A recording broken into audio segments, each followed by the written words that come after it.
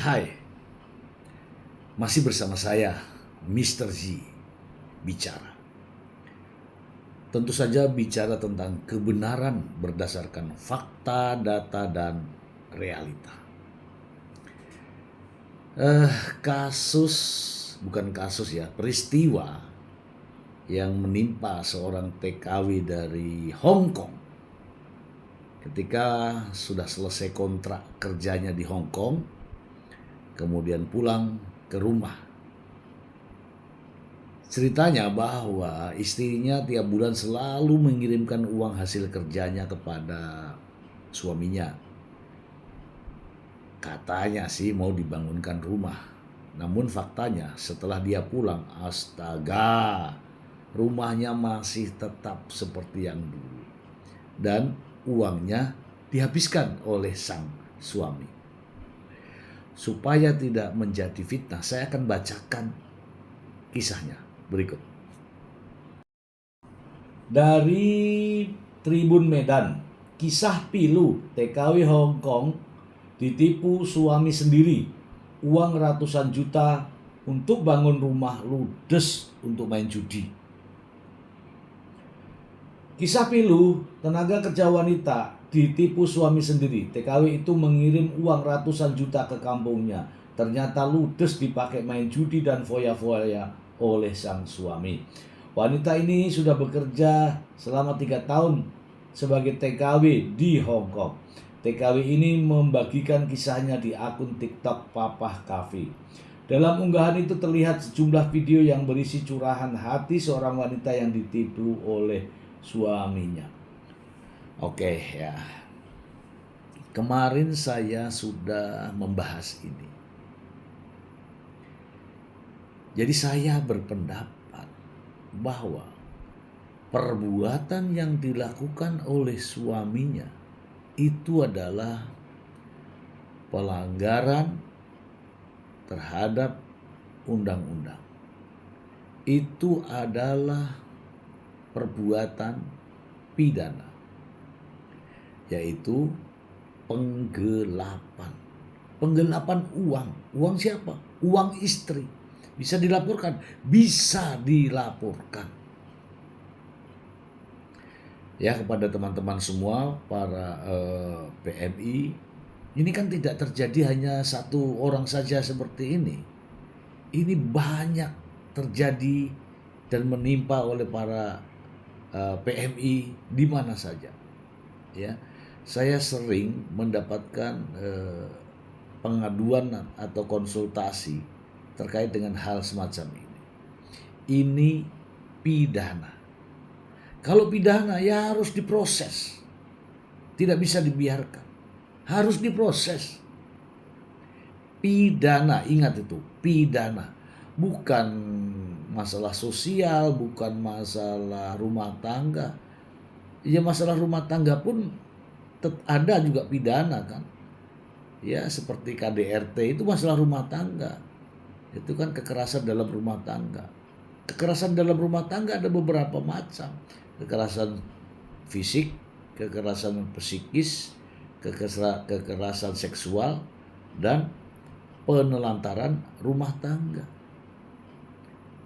Masalah rumah tangga bisa diproses hukum, tidak bisa dibiarkan. Dan kasus ini, kasus Mbak yang dari TKW Hong Kong ini adalah pidana. Saya juga ingin menginformasikan sifat-sifat keji dan biadab para suami yang memperlakukan istrinya tidak sesuai yang dijanjikan. Salah satunya ini ya. Langsung dari sumbernya. Ada juga kekejaman pria, ada juga kekejaman suami. Ini lebih sadis, lebih bengis, dan biadab. Ada sebuah berita datangnya dari Jawa Barat, dari Bandung. Ya, seorang wanita, seorang istri yang sementara mengandung 5 bulan dibunuh oleh sang suami. Kita langsung saja ke sumbernya. Langsung ya. Penyanyi Irma Novitasari hamil muda dibunuh suami. 7 bulan hilang ternyata dikubur di belakang rumah. Tuh, sadis gak nih? Bengis, sadis. Saya bacakan aja ya. Media sosial tengah diramaikan dengan kasus pembunuhan seorang penyanyi bernama Irma Novitasari. Irma Novitasari dinyatakan hilang sejak 7 bulan lalu. Ternyata ia dibunuh suami dan jasadnya dikubur di belakang rumah pelaku.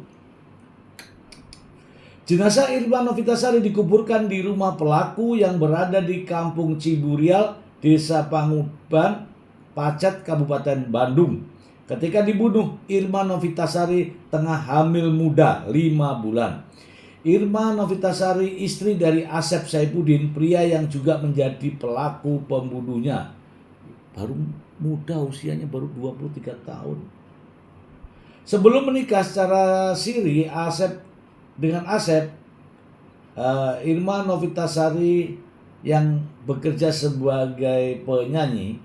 Dari pernikahan ini Irma masih dalam kondisi mengandung 5 bulan. Saat dibunuh, Irma pun sedang mengandung anak dari Asep Saifuddin yang masih berusia 5 bulan. Irma Novitasari adalah anak bungsu dari 3 bersaudara. Ayah dan ibu Irma Novitasari sudah berpisah sejak dirinya masih balita. Saat kecil, Irma Novitasari sempat diasuh oleh bibi sekaligus ibu angkatnya, Rika Nurlela. Aduh.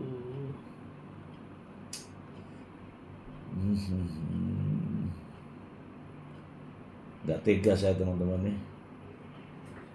Teman-teman baca sendiri aja ya. Baca sendiri aja. Jadi ceritanya begini. Penyanyi ini, Irma ini kan penyanyi.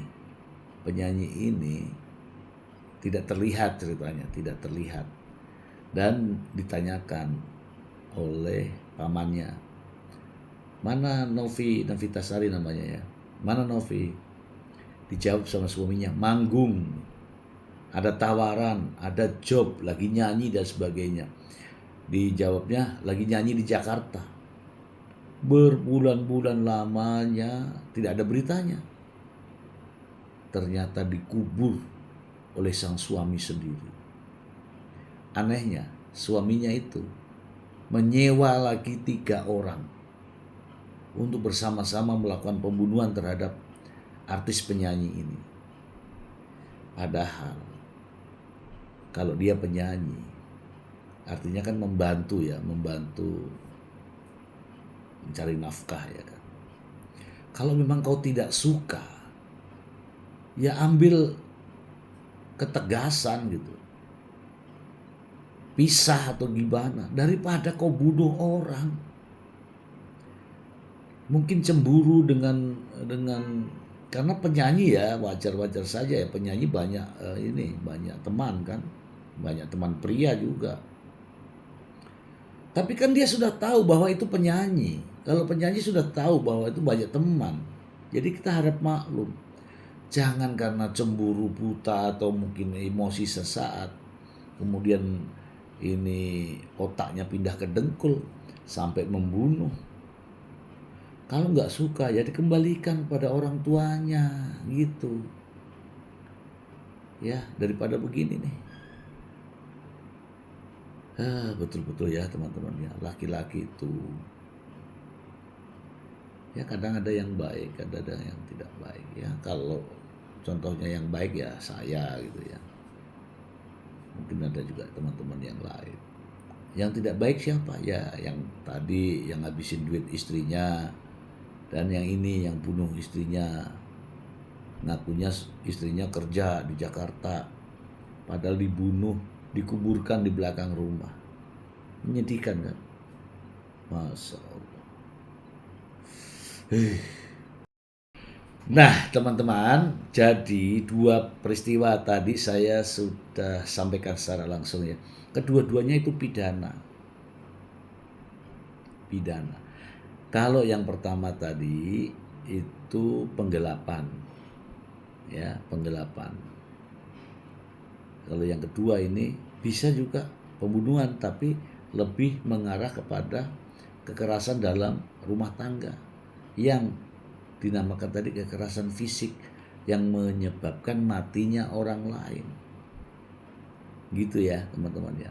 Jadi terkait masalah rumah tangga apapun bentuknya, kalau itu sudah melewati batas kewajaran dan itu pidana, maka laporkanlah proses hukum. Ya, jangan didiamkan. Ya, jangan didiamkan. Silakan Anda baca sendiri kisahnya, saya nggak sanggup untuk membaca itu. Ngeri. Karena bukan aku itu. Demikian.